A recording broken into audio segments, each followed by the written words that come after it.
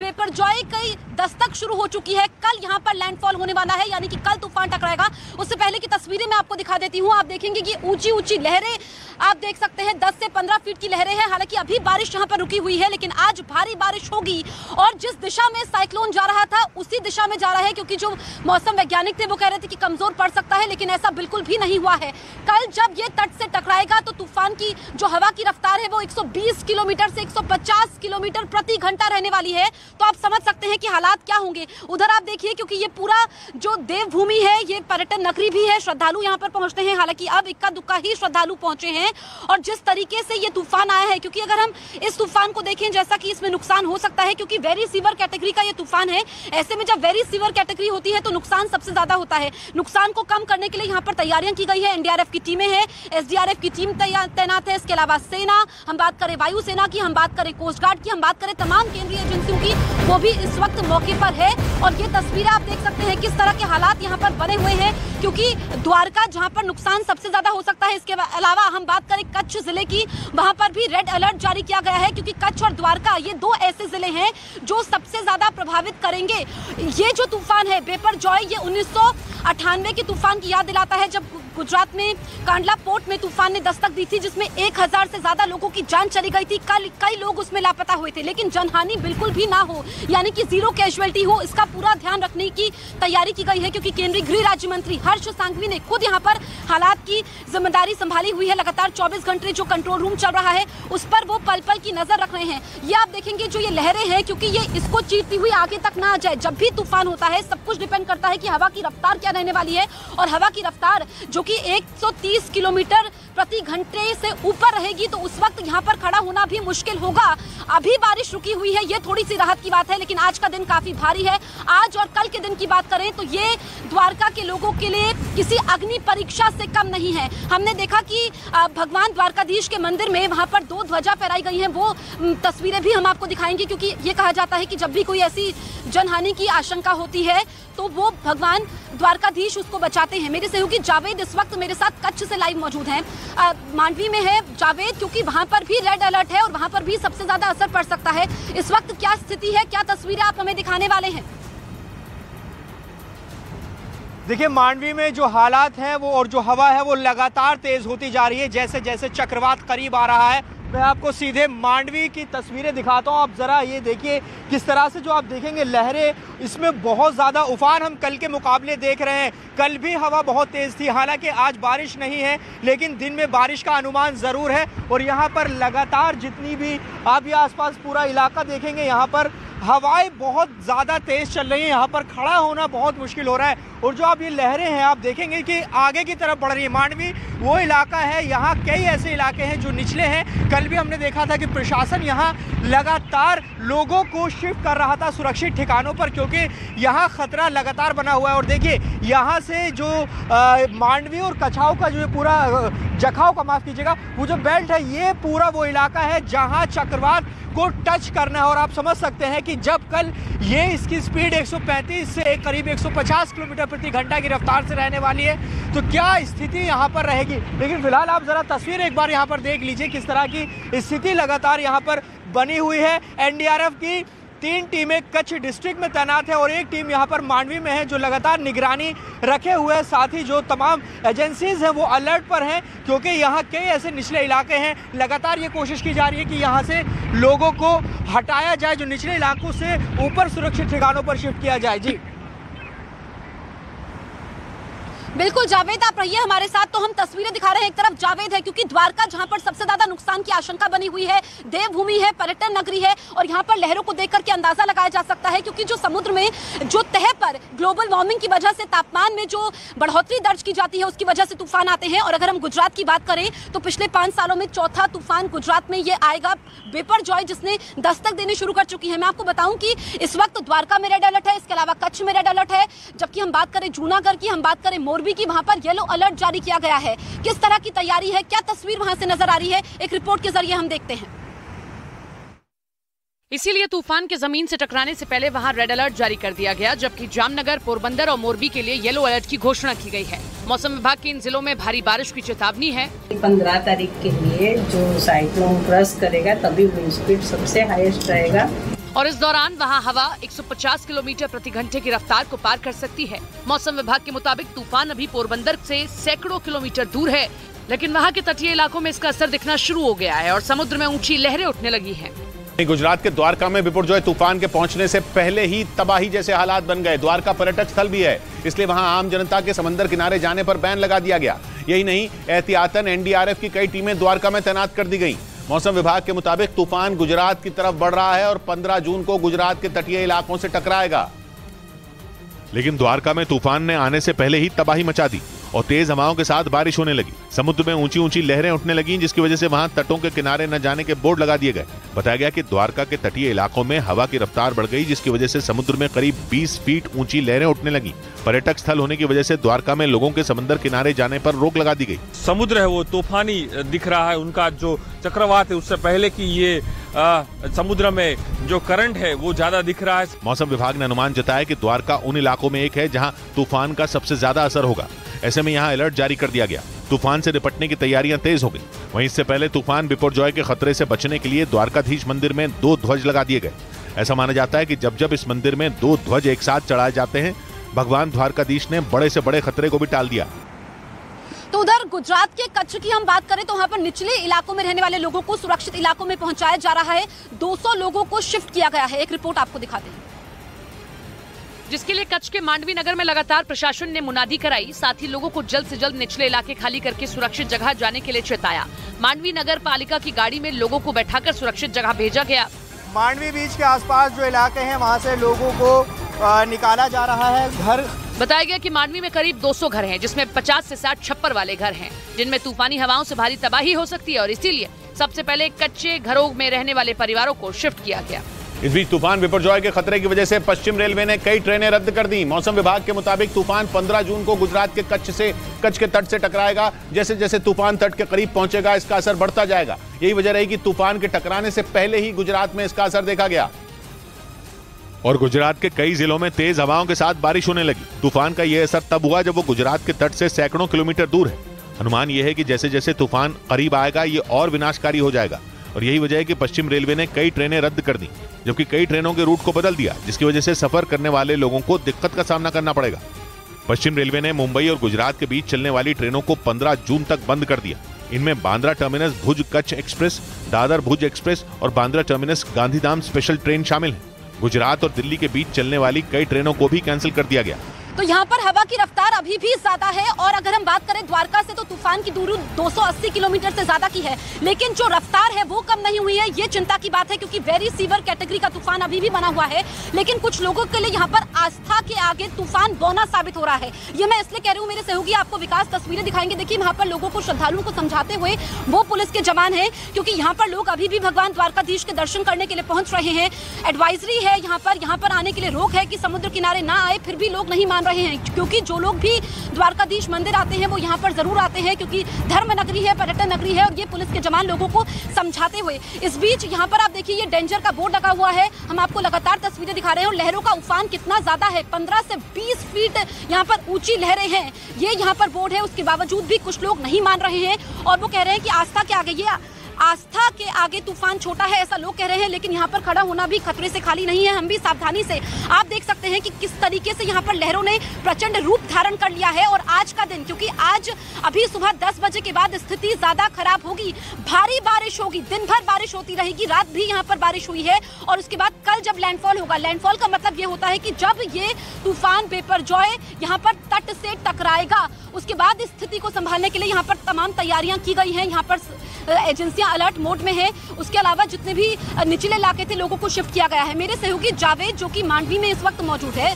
जावेद, वहां पर प्रशासन की तरफ से क्या तैयारी की गई है? क्योंकि यहाँ पर तो हम देख रहे हैं द्वारका में कि कुछ श्रद्धालु ऐसे हैं जो एडवाइजरी को भी नहीं मान रहे हैं।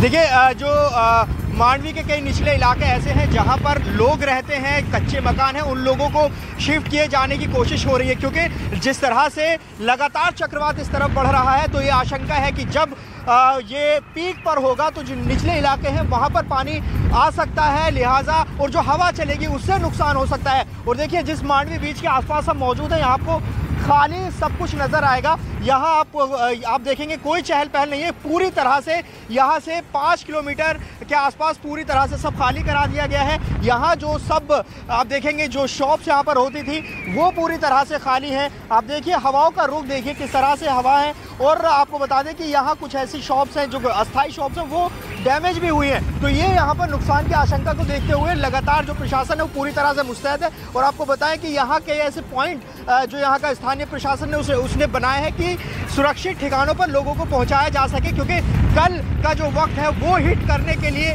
है कि कल इस पूरे इलाके में मांडवी से जखाऊ तक ये वो मुख्य पॉइंट है जहां पर जब चक्रवात आएगा तो इसी पॉइंट पर वो हिट करेगा। तो इस लिहाज से ये बहुत महत्वपूर्ण लोकेशन है। और हम कल भी यहाँ पर मौजूद थे। कल और आज के मुकाबले में हवाओं की स्पीड भी बहुत ज़्यादा है और अगर हम लहरें दिखाएं तो लहरें भी कई फुट ऊपर हैं। और आप देखिए किस तरह से यहाँ जो समुद्र है उसकी लहरें कितनी उफान पर है। तो ये स्थिति अब है, एक दिन पहले कल का अंदाजा आप लगाइए जब ये अपने पीक पर होगा तो क्या स्थिति यहाँ पर बनने वाली है। यहाँ पूरी तरह से एनडीआरएफ यहाँ पर बिल्कुल जावेद, और चाहे आज की तस्वीर है या कल जब तूफान टकराएगा वो हर तस्वीर ग्राउंड जीरो से हमारे रिपोर्टर आप तक पहुंचाते रहेंगे। देखिए इन सब के बीच चक्रवाती तूफान बिपरजॉय के खतरे को देखते हुए प्रशासन और सरकार अलर्ट पर है। तूफान कई जिलों से होकर गुजरेगा, कई इलाकों में बहुत ज्यादा नुकसान की आशंका है।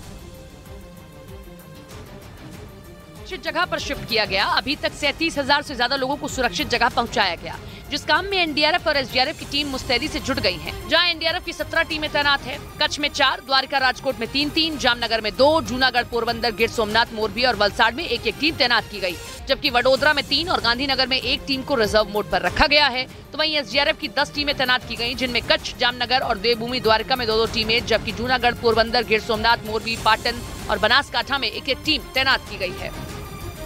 और देखिए प्रशासन और एनडीआरएफ एसडीआरएफ की कोशिशों के बावजूद गुजरात का एक गांव ऐसा है जहां के लोग चाहते हुए भी अब तक सुरक्षित जगह पर शिफ्ट नहीं किए जा सके, क्योंकि इस गांव के लोग अपना घर छोड़ना नहीं चाहते। अब ऐसा नहीं है कि उन्हें अपनी जान प्यारी नहीं, लेकिन वो अपने मवेशियों को तूफान के खतरे के बीच अकेले छोड़कर जाना नहीं चाहते। आशिरावान गांव जो सबसे आखिरी गांव है इस इलाके का, वहां पर अभी भी लोग यहां पर रह रहे हैं। इस गांव के लोगों का मुख्य काम पशुपालन है, इसी से इनकी रोजी रोटी चलती है। यही वजह है कि वो अपने मवेशियों के बिना कहीं नहीं जाना चाहते, क्योंकि उन्हें फिक्र है कि उनकी गैर मौजूदगी में उनके मवेशियों का ख्याल रखने वाला कोई नहीं होगा। और वहीं गुजरात से बिपरजॉय के टकराने की वजह से होने वाले नुकसान को कम करने में प्रशासन जुटा हुआ है, जिसकी वजह से नवलखी बंदरगाह को बंद कर दिया गया है। साथ ही नवलखी बंदरगाह पर 10 नंबर वाली चेतावनी जारी कर दी गई है। इस चेतावनी का मतलब है कि ये बंदरगाह बहुत ही ज्यादा खतरे के जोन में आता है।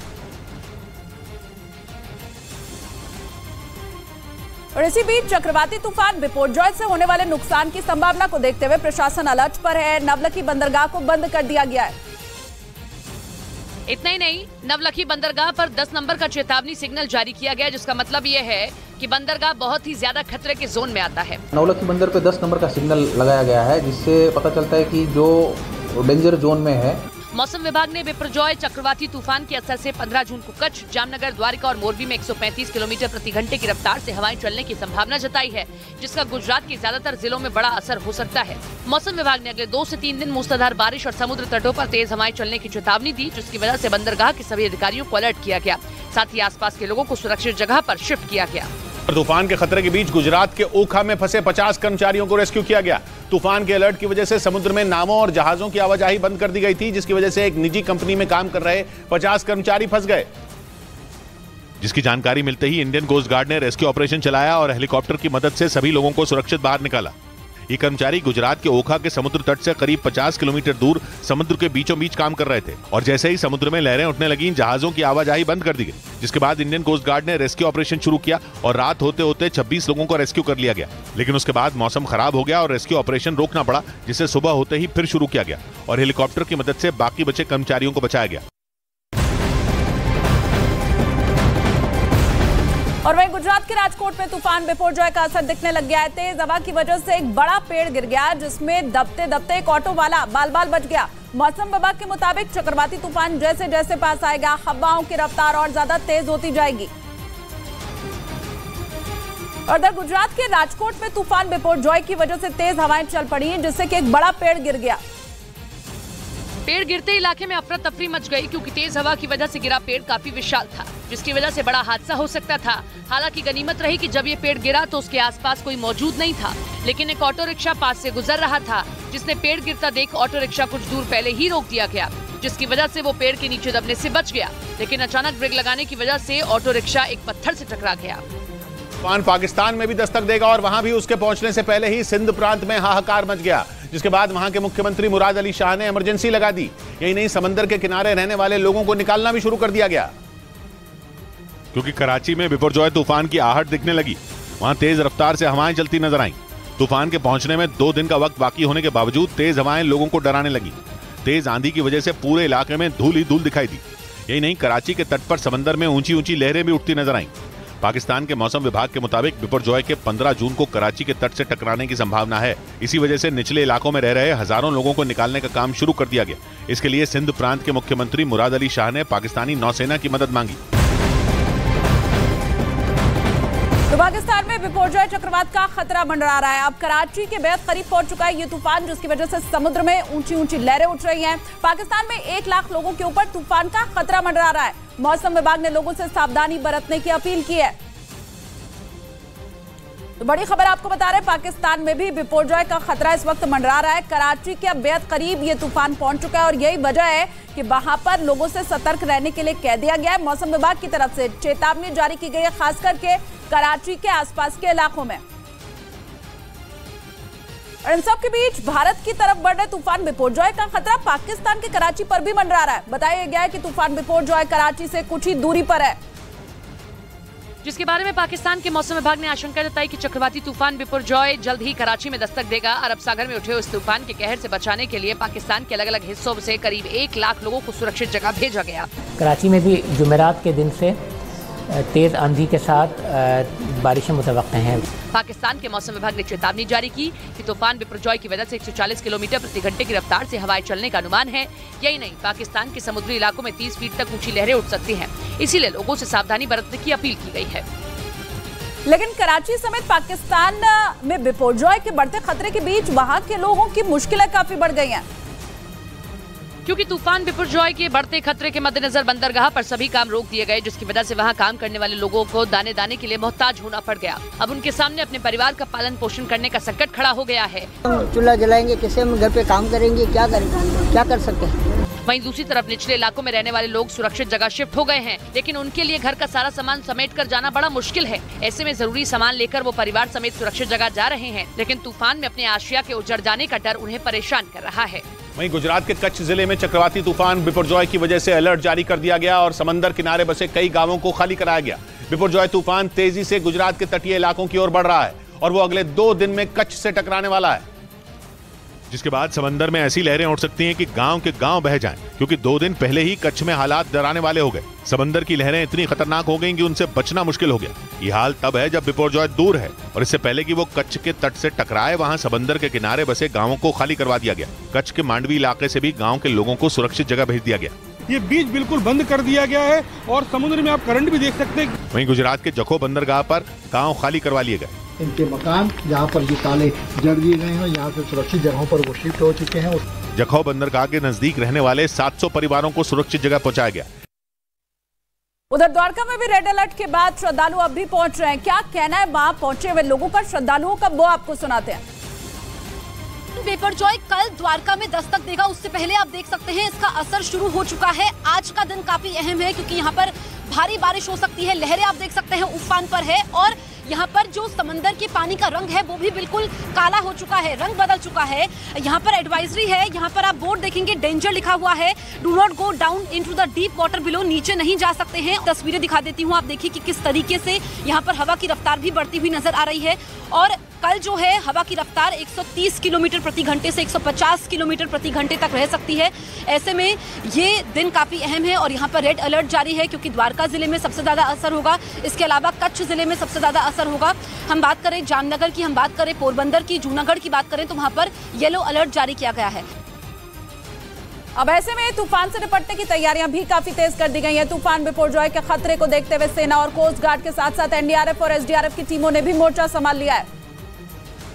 क्योंकि तूफान के जमीन से टकराने के बाद भारी तबाही की आशंका जताई गई, इसीलिए इंडियन कोस्ट गार्ड तूफान की लगातार निगरानी है। इसके लिए कच्छ के जखो में एक कमांड कंट्रोल रूम बनाया गया है, जहां सैटेलाइट के जरिए तूफान की निगरानी की जा रही है। साइक्लोन पर पैनी नजर रखी जा रही है, मिनट टू मिनट अपडेट यहाँ से लिए जा रहे हैं। खतरे को देखते हुए राहत बचाव से जुड़ी तैयारियां भी तेज कर दी गई हैं। तटीय इलाकों में सेना की तरफ से 14 मेडिकल टीमों को तैनात किया गया है। बताया गया कि ये टीमें राहत बचाव के लिए किसी भी जगह पर महज 2 घंटे के भीतर पहुंच जाएंगी। और इसके साथ ही भारतीय वायुसेना भी तूफान को लेकर हाई अलर्ट पर है। गुजरात के कई एयरबेस पर हेलीकॉप्टर को स्टैंड बाई पर रखा गया है, यानी जरूरत पड़ने पर उन्हें फौरन ऑपरेशन के लिए भेजा जा सकेगा। जानकारी के मुताबिक गुजरात के जामनगर, भुज और नलिया एयरबेस को हाई अलर्ट पर रखा गया है। मौसम विभाग ने बताया कि बिपरजॉय तूफान गुजरात के 8 जिलों को सबसे ज्यादा प्रभावित कर सकता है, जिनमें कच्छ, जामनगर, देवभूमि द्वारका, मोरबी, पोरबंदर, जूनागढ़ और गिर सोमनाथ शामिल हैं। इसीलिए इन जिलों में एनडीआरएफ की 18 और एसडीआरएफ की 12 टीमें तैनात कर दी गई हैं। इसके अलावा सेना के जवानों को भी वहां राहत बचाव के लिए उतार दिया गया है।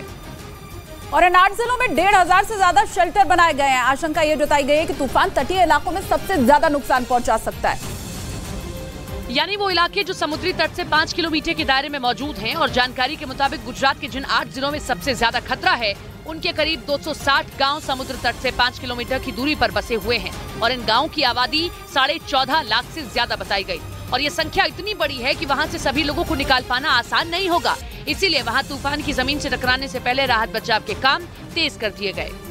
वहीं मौसम विभाग ने गुजरात में तूफान के दौरान तेज हवाओं के साथ मूसलाधार बारिश का अनुमान जताया है। अब ऐसे में आशंकाएं ये जताई गई हैं कि तेज हवाएं पेड़ों और बिजली के खंभों को भी नुकसान पहुंचा सकती हैं, जिसकी वजह से कई इलाकों की बिजली प्रभावित हो सकती है। इस परेशानी से निपटने के लिए बिजली विभाग ने करीब 600 टीमों को तैनात किया है, जबकि सड़कों की मरम्मत और सफाई के लिए 115 टीमों को लगाया गया है।